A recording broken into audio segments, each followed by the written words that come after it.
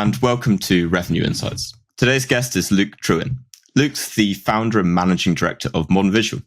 They help mid-market and enterprise businesses grow through strategy, software, and change management. Luke, great to chat to you today. Thanks, Lee. I'm really happy to be here. Well, let's start with a bit more about yourself, about Modern Visual. I don't think I've really done it justice in my short intro there. So tell us a little bit more about your story and the story of your business.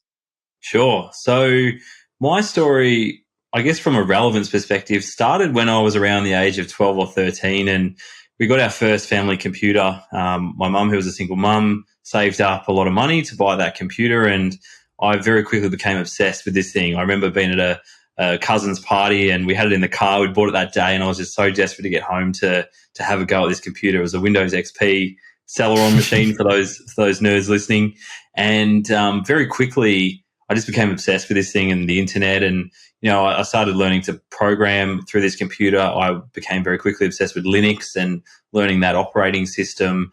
And I guess I started to form this world online back in the early 2000s as a young teenager. And I built an MSN Messenger robot, for example, that became quite popular. I ran a hosting business. I managed to convince a guy that I'd look after his server farm of Linux computers or servers if he gave me my own. So that enabled me to have my own server, and I was able to, again, do the MSN robot. I was able to have a hosting company. I had many websites with Google AdSense there, earning a couple of $1,000s a month. And I built this whole world online, and I was loving what I was doing. And I had these guys that were like staff members working for nothing because they wanted to be a part of something like the robot, for example.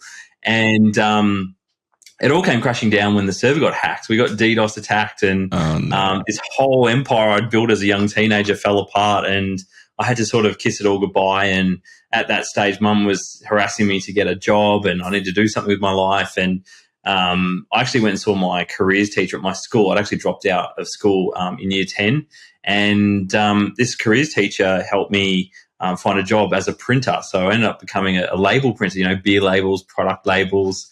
And I did that for close to 10 years. And it just felt like Groundhog Day in the end. I was working in a factory. I was running a printing press. I had my manager, great guy, so I could talk to him now, but, obviously barking orders at me and being very strict. And it just didn't feel like it was for me. I'd gotten over it. So my wife actually said to me, Luke, what about all those things you used to do when you're a young teenager online, like websites and all that stuff? Why don't you do that as a bit of a hobby to make some extra money? And I said, look, that's a great idea. So literally overnight, I started, a hosting business, just reselling services through another hosting business. And really quickly, my old boss, actually at the time, great guy, not the manager, my boss who owned the company, pulled me into his office one day and said, Luke, you're into this computer stuff, aren't you? I just had this website built. Like, is it any good? What do you think it's worth? And I looked at this website and I said, I don't know, like $500. And he goes, I just paid $6,000. I'm like, oh, is that good? He's like, doesn't bother. Looks great. And I'm like, okay, no, I think it's fine. So I walked out with this massive light bulb above my head, and I thought, I could actually build websites. I used to do that when I was a young teenager, because this is obviously years later.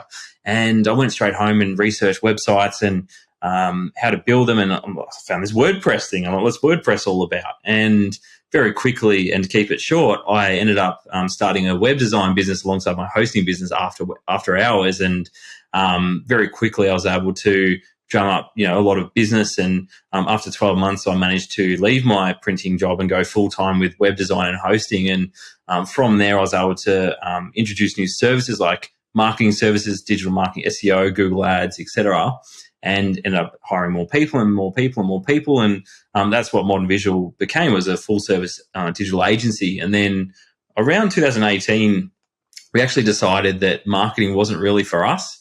And we're doing a lot more of a technical service at the time, and we'd just become a HubSpot partner, for example. So we decided to get rid of all our marketing services and double down on things like RevOps and integrations and business consulting. And we obviously had that expertise, but we just wanted to make sure that was what we really stuck to as a business and doubled down on what we were good at. And we took that leap of faith, and it's paid off. So that's just a bit of a summary of myself and Modern Visual, one of the businesses I run. I love the journey really that you've been on. And, even coming into this, I didn't actually realize you'd been, working in a printers for what, 10 years 10 up years, until, yeah. I'm a qualified printer, so I've actually got a certificate in printing. Which is amazing. And the word that kind of stood out to me as part of that is almost like the transformation, right? You know, even your transformation, and then also the transformation of your business. And I think that's going to be something that really comes up a number of times as we chat today. So in the here and in the now, and you kind of touched on it a little bit there at the end. So in terms of the businesses and customers that you're working with, can you just give a bit more color and context behind, you know, kind of size that they are, kind of where they are in their journey, in their transformation, and typically how you are working with them? So we do receive a lot of referrals through HubSpot. We've become one of their top partners in the APAC region where we're located. We're in Melbourne, Australia. So a lot of the work we do revolves around HubSpot. So thinking about things like onboarding brand new customers to HubSpot, getting them set up and trained. We might have a larger project, so it could be setting up a number of complex integrations, doing that onboarding component, helping with the entire tech stack, helping with setting up processes in the business.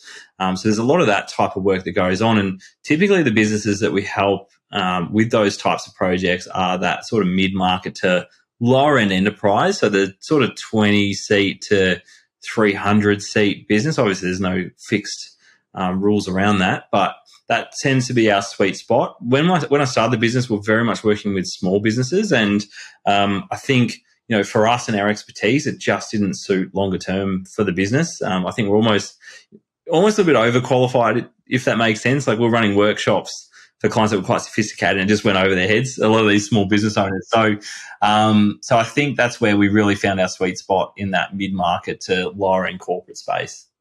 So for those customers that you're particularly working with at the minute, then what are the kind of headwinds that they're facing going into now that we're in 2023?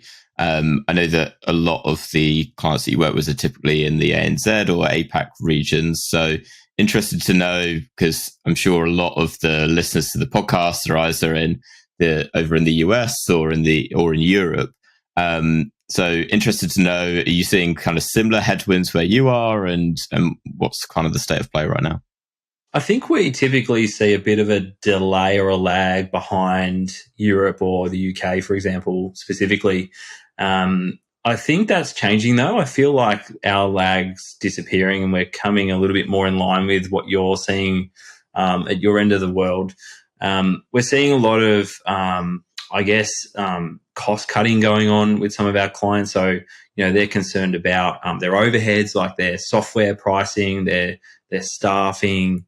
They're almost preparing to batten down the hatches in advance. So, obviously, you know, there's not as much economic slowdown yet, but they're getting prepared for that. So we're seeing a lot of that. And there's also obviously a lot of interest in automations, a lot of interest in, you know, AI, for example. It's quite a buzzword at the moment, as you probably know. So there's a lot of interest in replacing what team members are doing with systems that can do that on their behalf. And that just means that you're running, I guess, more of a team that's, you know, almost generating thoughts versus just doing labor-based tasks. So that's kind of hot topic at the moment. We're just seeing, I guess, a bit of, let's call it analysis paralysis. People are sort of umming and ahhing about, you know, what decisions they need to make and when. And yeah, so it's a bit of a mixed bag, to be honest. Really, I love the phrase analysis paralysis. So let's dig into that a little bit more. So can you give a bit more context around that, perhaps with regards to some of the customers that you're working with? So is that a case where they've got loads and loads of data and no idea what to do with it? Are they in a state of, well, we've got some data, but we can't trust it? Could you speak a bit more around that in terms of kind of what you mean? Yeah, I think there's a lot of customers that have had ambition to do a lot of great things over the last, say, 3 or 4 years, but they've seen them as nice to haves, and now they're now seeing them as necessities. So, having a really clean database, for example. I think I heard at HubSpot's Inbound conference last year that only 3% of businesses feel that their database is really perfect and on point. So I think I'm seeing a lot of that type of work. We're being approached for that type of work, So people wanting to make sure that they've got great segmentation, they've got clean data, everything's got capital letters, emails aren't missing, things like that. Because obviously that's quite important if you think about, getting the most out of your database. If you're sending out targeted email campaigns or personalizing your experience on your website, or if you have a members portal or anything like that, that data has to be perfect. So I think that's a big thing we're seeing. I think a lot of people are approaching us as well just to ensure their systems are, I guess, maximized from a features perspective. Like people are wanting to almost do like a bit of an audit of everything in their business and just make sure that they're getting value from the software they're using, even making decisions around their software in general. Is it the right choice for their organization? Can we save money by consolidating systems as well? That's a big hot topic at the moment as well. I love the 3% have confident that they've got perfect data, and it's not overly surprising as well. I had a lot of guests on the podcast, and it's one of those perennial pains of having good data that you can trust, or even like to the level of being perfect. So could you give an example of perhaps some tactics, initiatives that you use to help your customers to get to that almost utopian state, shall we say, of having a great kind of foundation of data in your CRM? Yeah, absolutely. So I think really important, and this is again something that people have seen as a bit of a nice to have sometimes, depending obviously the size of their org, but mapping out that customer journey, putting in that time to do that well and doing that properly is more critical than ever. Understanding what are those stages that people go through when they're dealing with the organization, both as a new customer and also as an existing customer, seeking support or further services. Just thinking about things like what are their thoughts, feelings, what are their emotions, what are the touch points that they're going through on that journey. So all those things need to be mapped out quite well. That then allows you obviously to segment your data based on those customer journeys. So who's trying to achieve what and who are they? So start to think about people based on their persona, their, things like their industry, their role in their organization, things like that. So that allows you to really start to personalize some of the content that you can distribute to people. And then obviously off the back of all of that, just getting super accurate reporting on the organization. So being really data-driven about pretty much decisions you're making as an org. So making sure that we're looking at attribution reporting, we're looking at touch points that people are going through in that journey. Again, that journey has to exist and be mapped out for you to measure that and do that well. So there's some of the things that I think really need to happen for people in 2023 if they want to compete and win business and succeed. And if there is a storm, ride it out. You have to just get really smart with all those things that were in the past nice to have because we had such a strong economy. Yeah, 100%. And I'm interested to know, because obviously I can kind of visualize in my head that, what that customer journey looks like. And obviously all of that is then going to hinge on that foundation of data that you've got in your CRM, right? So what you've got in your contact record. Now, to people listening to this, they'll be using range of different CRMs, but we can talk about this from a HubSpot perspective because that's what you know really well. So what's the secret to getting that specific foundation right in the first place and having good data, clean data as well, that you can then use to do that next step of the customer journey? I think there's always two types of businesses. There's the ones, and it's typically the ones that have, say, a new startup, but they've been born in the last few years as a company. They might be quite strict if the founder's obviously experienced. They might from the start have really clean data and they're really religious with how they enter that data. Most businesses, though, have a bit of a hot mess, I'll call it, from a starting point. So what we typically do is use tools like InCycle, for example, to manipulate that data, duplicate data, and get that in a really good spot. Also consider how that data is utilized with the rest of your tech stack. So if you have integrations, for example, you want to make sure that you don't have one system sending junk data into your CRM and it's just a vicious cycle.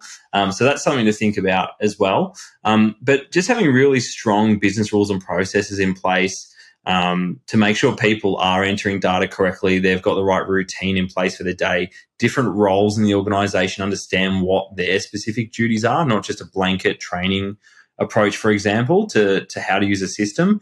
And I think as well, people need to have buy-in with your systems as well. You can't say to your team, you have to just go and use this system no matter what. I think, again, if people are involved in that process of forming how the business operates, how the software operates within that organization, you're going to get their buy-in. Like we often see, businesses come along to purchase something like, say, HubSpot, for example, in our services, and they're like, oh, we've got a few people in the organization, they're not going to like change. I hope you're good at that.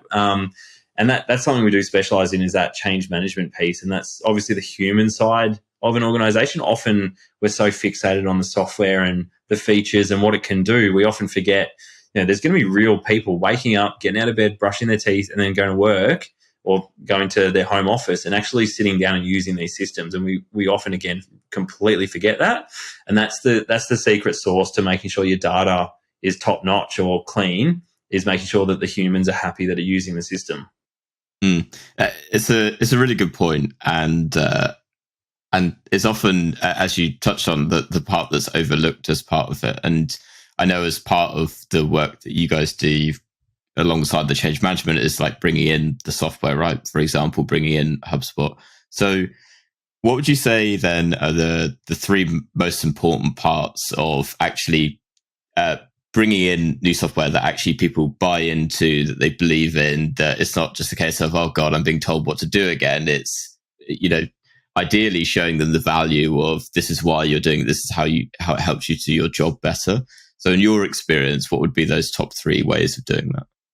Yeah, I think the top three ways are, number one, ensuring that the most appropriate people are involved in the buying decision process, so the sales process.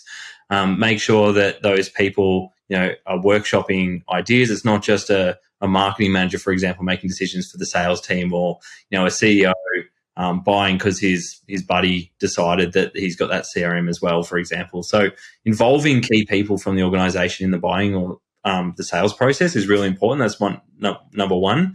Number two would probably be, I think, just making sure that you've chosen the right software in the first place. So there's obviously a myriad of software available out there. I think what I would say is go for the software that makes the most sense for your organization. It was quite funny. I actually saw there was a CRM, I won't name names, was labeled as Boomerware the other day, which I think was quite funny. It's almost like, look, we've moved on from that, us youngins. But I think, there's the CRM's, just a shameless plug to HubSpot. Really easy to use. Like, it's designed to be extremely easy to adopt, and every screen you deal with looks the same. It just has a different sort of use case. So I think, obviously, again, evaluate what the best solution is for you as number two, and make sure that, it suits your organization, because not everyone's the same. And I think number three, like, again, bring it back to your overall tech stack. Like, every tool you have in your tool belt needs to have a specific function and, be a valid contributing team member in the software suite, or in the tech stack.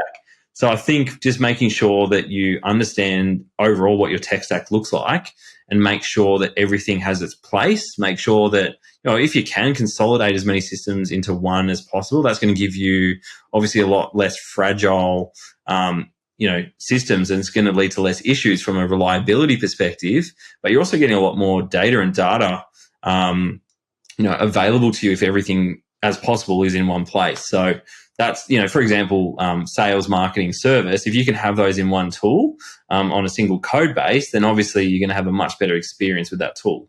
I really like the point around having, getting value from each tool that you have in your tech stack. So I'm curious to know, and I suspect that this might be a case of is specific on a case by case basis, but for the companies that you're working with, what does the kind of core tech stack look like? What are the kind of core components that you're including in there? Because you talked a bit around that, like the user having the customer journey mapped out. You've got your lesson vision, they've got their reporting and their dashboards set up at that point. I'm going to assume they're probably using HubSpot as their CRM based on what we've talked about. So what then are kind of the key components that you're recommended that they include from there? Yeah. So one of the things that we bring up with a lot of businesses, especially businesses that are a bit not huge, but a bit larger that might have, multiple departments and multiple systems is, really make sure you decide what your central source of truth is for your data. For example, a client might have an inventory system in place in their warehouse. So like it could be a SIN7 or a DEAR systems, etc. They might have an ERP, which is taking care of a lot of their accounting, and they might have obviously their CRM. They might have Xero, that's obviously another accounting package. So it's just making sure that what is the source of truth for the data? Like if we're going to say what is the center point? Like what is the main area that we're going to access everything? Typically that's at the cold face of your clients. So where are the key people in the organization that deal with clients entering data? That's typically your CRM. So that's where you would ensure that is at the epicenter of everything you're doing. And then around that, you would obviously choose systems that are really good at what they do. Obviously, it's beneficial to have a connection there to a system that's, a specialist in their industry, I'll call it. So again, like SIN7 is an inventory system, and it's an amazing inventory system. Not everyone will agree with that. Most will. So it makes sense to use that for that purpose. And then obviously like a HubSpot, for example, or a Salesforce or whatever it may be, will sit right at the center of that tech stack as the source of truth. Mm. And then what I'm going to push towards then is, and I know with HubSpot, you got a various different kind of, what I'm thinking is whenever I talk to anyone that uses Salesforce, it's, I need the sales enablement tool. And obviously with HubSpot, a lot of that is actually baked in. So what are the common kind of tools that you might be, once you've got that single source of truth, what are you then recommending that they're adding on top of it? Is it fairly bespoke? Obviously, I know with HubSpot's app marketplace, there's a huge range of different ways that you can kind of augment and improve that environment that you're working with. But is there any common ones that come to mind with clients that you're working with that you're using to really improve the experience of that HubSpot CRM? Yeah, so you've obviously got HubSpot's main hubs. You've got Marketing Hub, Sales Hub, Service Hub. And then there's two additional hubs, the CMS, which is your website, which could be like a WordPress replacement, for example. And then you've got Ops Hub or Operations Hub, which is more about integrations, data hygiene, automations, things like that. So if we think of those main hubs, that marketing, sales, service, that does cover a lot of that customer journey. Where you might want to look elsewhere or, add as an addition to that is, I guess where you're pushing HubSpot to its limits as to what it does well. So Ebster, great example, right? Like HubSpot's got its reporting tools that are built in. However, it doesn't extend anywhere near what Ebster can do from a revenue reporting perspective, a RevOps perspective. So that's a great example in that marketplace for HubSpot where it's a fantastic extension to what HubSpot can do. Like HubSpot's reporting is great, but it's not amazing where Ebster just really specializes as a team in that RevOps or that revenue generation space. HubSpot just doesn't have the bandwidth to do everything and anything to that level. So that's just where that makes the most sense. And obviously there's many other examples in the app marketplace where it's similar. I'm keen to take us in the journey of going a bit more into specifics with some of the clients that you work with. And I think through a lot of the things that we've kind of talked around, it's really this journey of transformation. So having that single source of truth through to being able to map that customer journey, to being able to have those segmented lists. So could you talk around perhaps one example of a digital transformation project that you've worked on over the last 12 months that you're particularly proud of? Yeah, absolutely. So, just to mention it as well, we have clients where we're offering almost like a stock standard offering. So, like I mentioned, earlier on in the piece, it might be a HubSpot onboarding. It could be, a website build or an integration. There's those clients where there's just like, this is what I need done and I need it done. Where we really shine, I guess, beyond that is where clients want to solve a very unique challenge and they're not sure how to approach it or how to solve that. And the example that comes to mind is one of our clients there. They're actually, they were founded in Melbourne, Australia, where I'm based, and they're now a global business. Their head office is in New York. And one of their challenges was that they were actually trying to do a capital raise, and they didn't actually have the data in place that they could showcase to investors to show the growth that they'd been actually having as an organization. They're an existing HubSpot customer, and where it can obviously fall down is where there's no real business rules in place around who's an administrator, who's locked down. Like obviously setting up global teams, people might not be talking to each other around decisions and things like that. So these guys had pushed HubSpot's reporting to its limits, and they weren't sure how to get the right data in place. So, for example, in HubSpot, a deal has to move in sequential order through a sales pipeline to get the correct reporting. What we did, we actually built a custom system, like a web application that connected to HubSpot to provide reporting around the least likely and most likely scenario of a deal closing based on pipeline stage. So that was able to give them that data they needed for that capital raise as just one example. Beyond that, the client, that was the first project we're engaged for, and they thought that's amazing. They were able to do that. So we'll then engage from a business coaching or consulting perspective to help this business align their global sales teams. They had multiple pipelines set up per region. They had obviously issues where staff were creating properties in HubSpot at their own leisure. Someone had created a pipeline stage that no one knew what it was for. So globally, they weren't aligned as an organization. And where we really came in was obviously helping them consult and interviewed every team member around the world to make sure that we understood their needs and their pain points and their challenges, and also their regional requirements, like territorial. You can't just have the same process all the time. There might be specific regional things that need to be considered, like like an area could be more fire prone, for example. So there's different ways that they sell the product. There's just one example. So making sure that those regional differences were considered, but we're aligning them on a global strategy. So that was something we did, and then obviously implemented that basically ripped out HubSpot and rebuilt it all and got it all up and running, and everyone was on the right page from a change management perspective. So that's a project that comes to mind I was quite proud of, and they had a very specific challenge, and that grew from a challenges perspective. We were able to solve that in a big way. Amazing. I want to ask you off the back of that then, because that's a great example where you found successes. Is there a particular, let's say, business challenge that you're trying to solve at the minute that you've not quite got to the bottom of? So perhaps a challenge that you're particularly passionate about solving, but haven't quite cracked the nut of yet? It's a good question. Is this for a client or for us or both? You can take it in whatever way that you want it, right? If there's a particular client in mind, yes, that would be great. I'll leave you to decide which way. I think it's really a question of what springs to mind first. I find that there's always something that you're just like, yep, there's something that's really bugging me and has been for a while. So yeah, the one that comes to mind, it's not something that we have control over, but it's a big problem for us.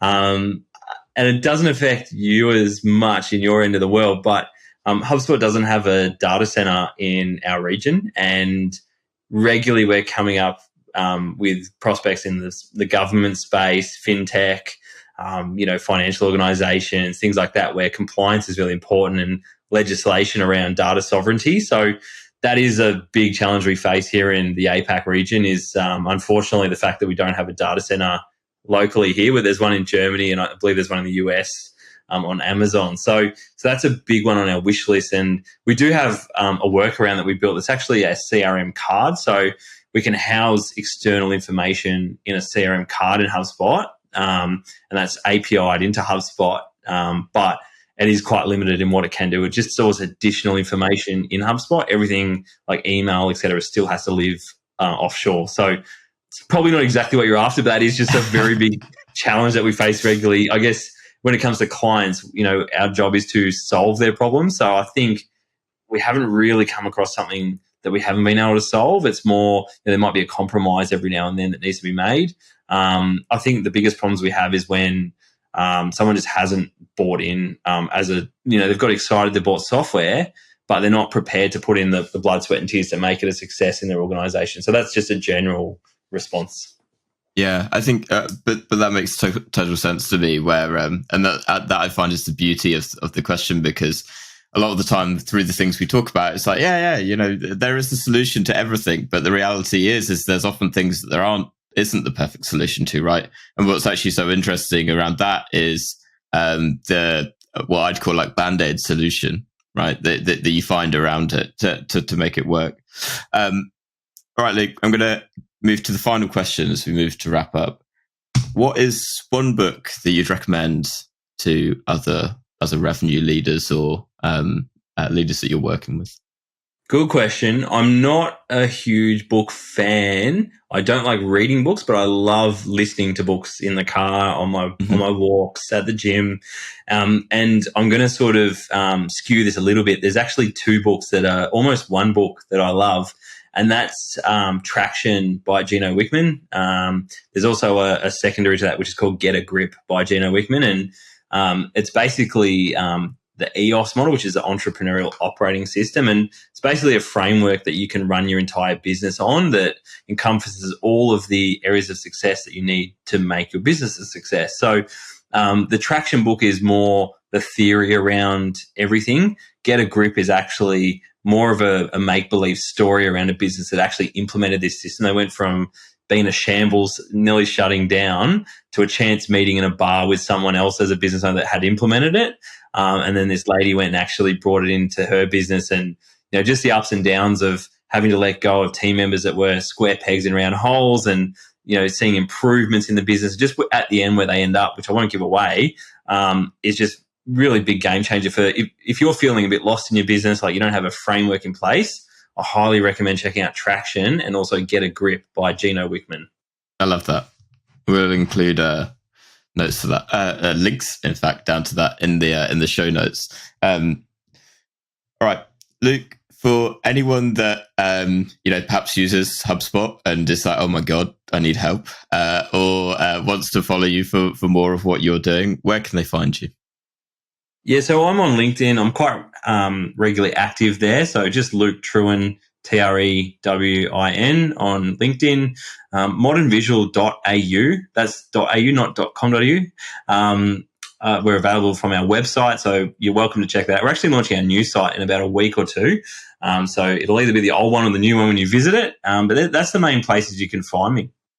Beautiful. And we'll put links down to that below. So for anyone that can't spell your name properly after that, they'll be able to find it pretty easily.